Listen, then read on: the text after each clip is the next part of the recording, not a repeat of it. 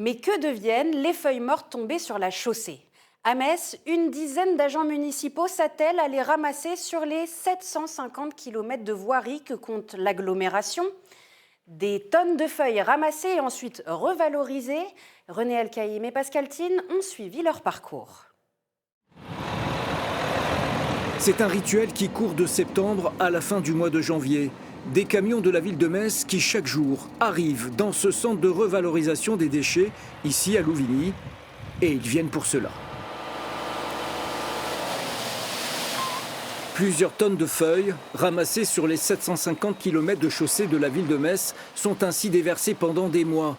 Des feuilles qui vont être nettoyées, puis transformées en compost, qui sera ensuite injecté dans des boues, en station d'épuration ou en engrais dans les champs agricoles. Mais avant cette transformation en compost, il faut d'abord les ramasser.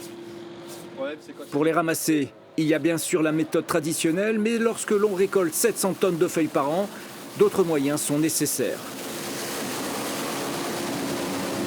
Sur le domaine public, oui, nous sommes dans l'obligation de collecter l'ensemble de ces feuilles, puisque l'arrêté du 9 février 2023 nous impose effectivement pour maintenir la sécurité civile sur les trottoirs.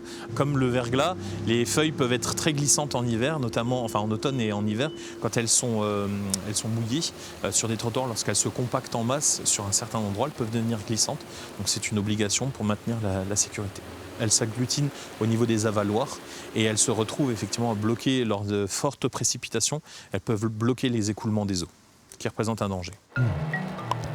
Nous sommes dans les parcs et jardins de Metz. Ici, on ne ramasse pas les feuilles, on les laisse sur place, sur le gazon. Là, elles trouvent, à l'endroit où elles sont tombées, toute leur utilité.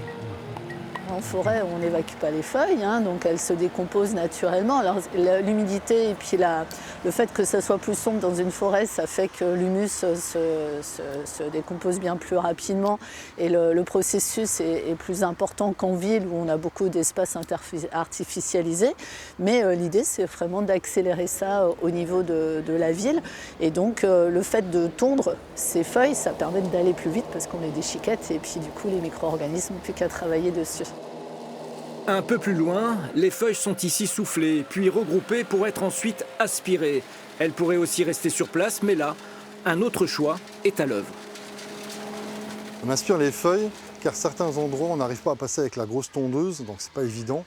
Donc on les aspire, sont broyés avec l'aspirateur, et après on les recycle soit dans des massifs, pour faire un paillage, un amendement, ou soit c'est évacué sur une plateforme et ça va donc en site de compostage pour faire du terreau. Sur la chaussée ou dans les parcs, à bord d'une balayeuse ou d'une tondeuse, avec un balai ou une souffleuse, chaque jour des tonnes de feuilles sont ramassées sur Metz. Près de 90 000 arbres poussent dans la ville-jardin. C'est dire le travail considérable qui, chaque automne, attend les agents de la ville.